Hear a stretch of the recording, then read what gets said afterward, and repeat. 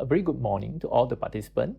My name is Dr. Ng Sze Teck, and it's my pleasure to be part of the Ultrasound Guided Regional Anesthesia workshop. Today, I'll be talking about Ultrasound Guided Regional Anesthesia for the upper limb. The content of my talk would be basically the brachial plexus block at three different levels, mainly the supraclavicular, interscalene, and axillary level.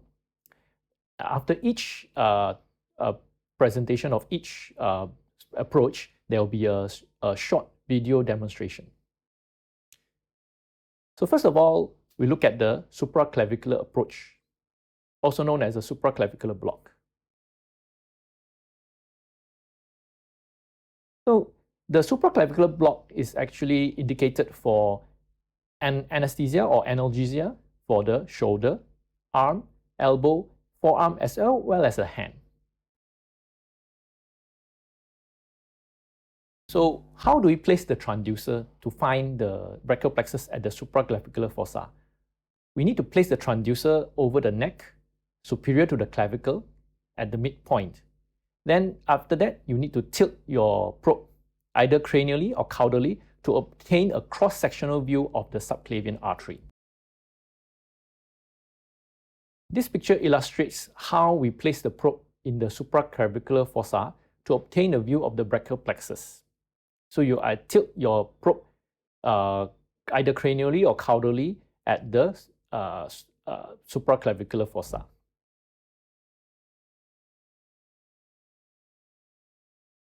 So what are we trying to look for? Because the subclavian artery crosses the first rib between the insertion of the anterior and middle scalene muscles, we can actually observe the first rib and pleura lateral and deep to the subclavian artery. And the brachial plexus would be posterior and superficial to the subclavian artery. So how do we differentiate different structures? So the subclavian artery will be anechoic, round and pulsatile, while the rib is an acoustic shadow.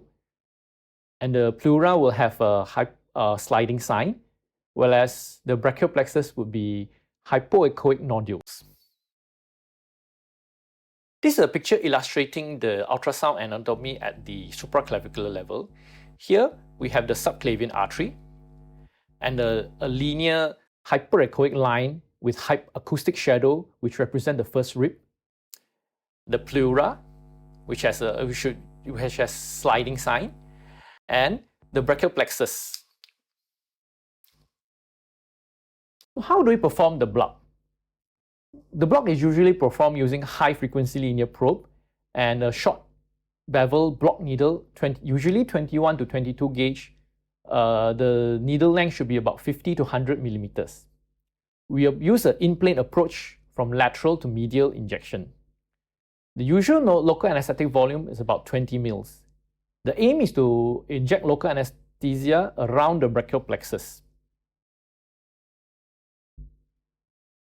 This is a picture to illustrate the needle approach to the brachial plexus. First, we will insert the needle between the first rib and the subclavian artery. The second needle will be superficial to the brachial plexus. So afterwards, that should be the block. All right. We need to be cautious when performing this block because sometimes there will be artery that will go through the brachial plexus, mainly the dorsal scapular artery, the transcervical artery, and suprascapular artery. This picture illustrates that actually it is a brachial plexus at the supraclavicular level, but actually there's a dorsal scapular artery that goes between the brachial plexus. And in this case, this block is very difficult to be performed.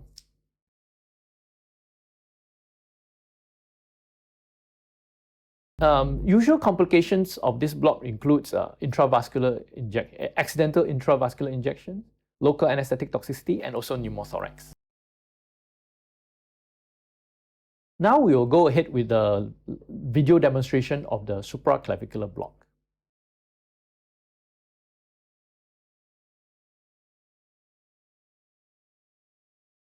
Okay, next we will I'll talk about the interscalene block.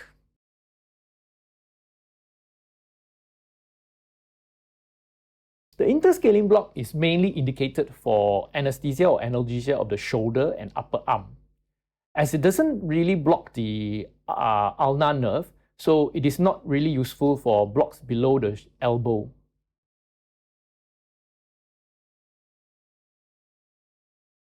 So how do we find the brachial plexus at the interscalene level?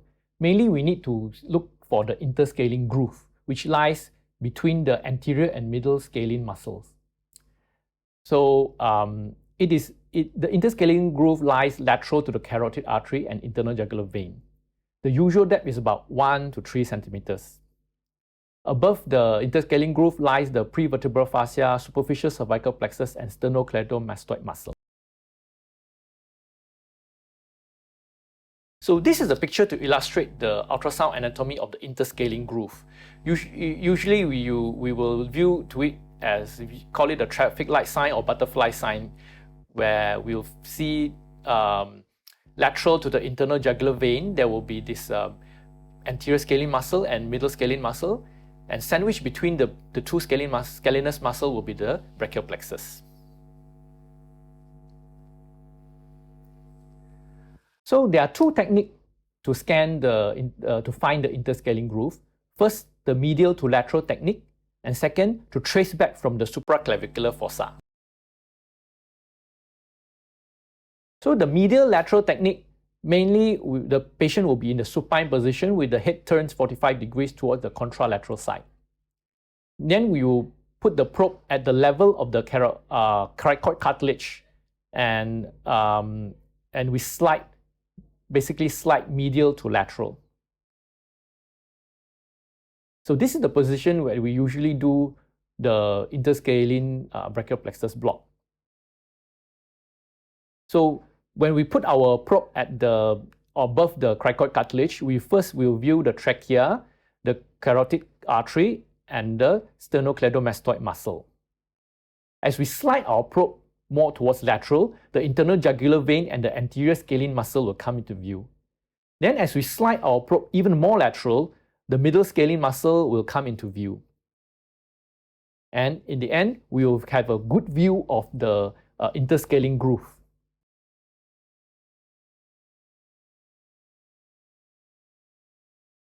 The other technique which I personally find more easier is to trace back from the supraclavicular fossa. So initially you will put the probe at the supraclavicular fossa to get a view of the brachial plexus at the supraclavicular level.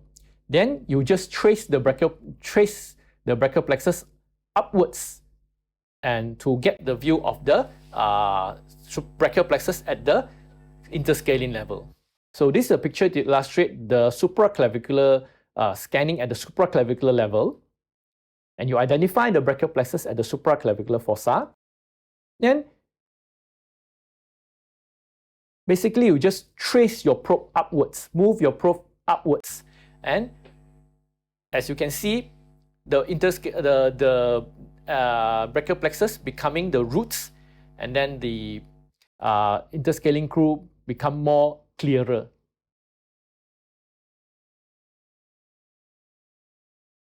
So the block is usually conducted using a high-frequency linear probe with a short bevel block needle, 21 to 22 gauge, and the length of the needle is usually about 50 millimeters. The approach is in plane, a lateral to medial approach. The volume of anesthesia, local anesthetic agent is usually between 5 to 10 milliliters. The goal of the block is to infiltrate local anesthetic between the anterior and middle scalene muscle. So we will usually the aim is to see the brachial plexus being pushed medially with hypoechoic spread of the LA adjacent to the nerve roots. Complete circumferential spread of the local anesthetic around the plexus is usually not necessary. We have to be careful also. At this level, also there will be sometimes an artery that transverse the brachial plexus, mainly the transverse cervical artery. This will make the block very difficult.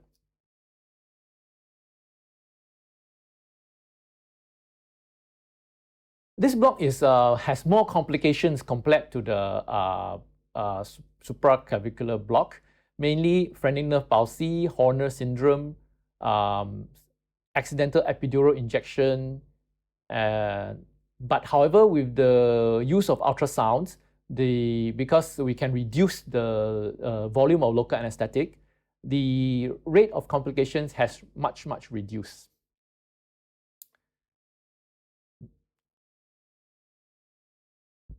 Next, we will move on.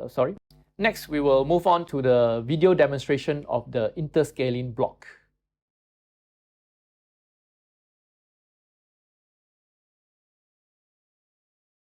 Okay, now we'll proceed to the last part of my lecture, which is the axillary block.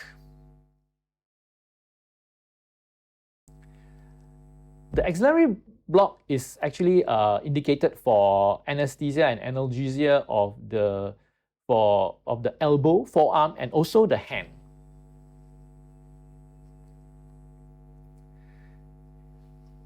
Usually we'll place the transducer in a short axis to the arm, just distal to the pectoralis major muscle.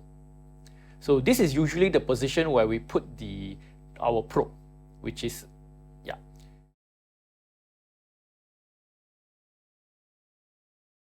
So the aim is to identify the axillary artery on the medial aspect of the arm.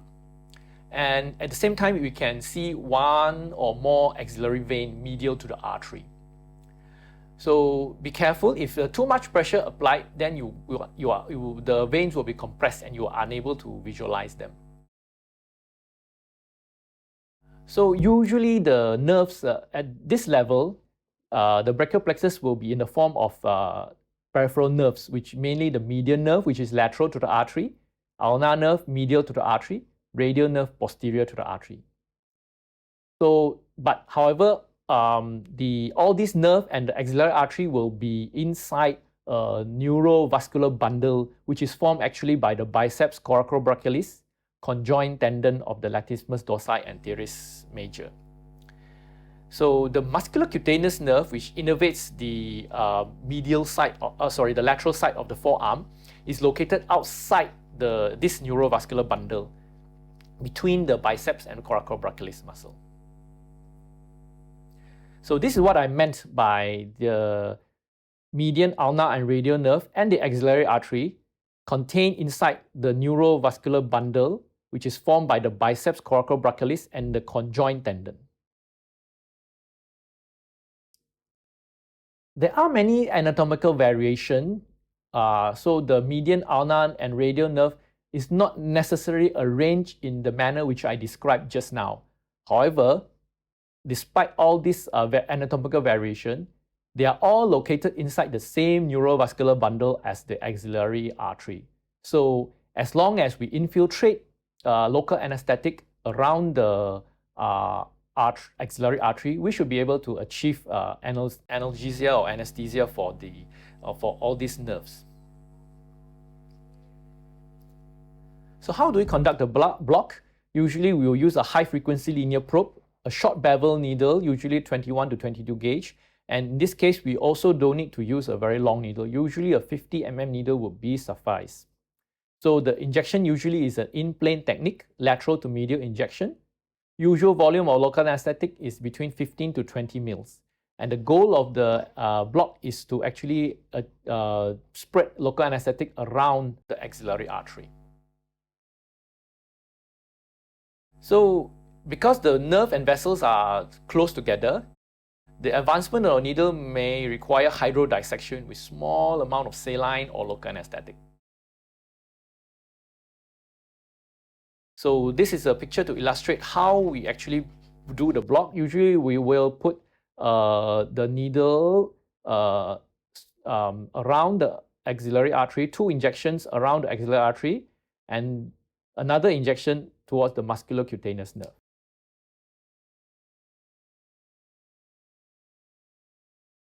Now we will have a video demonstration of the axillary block.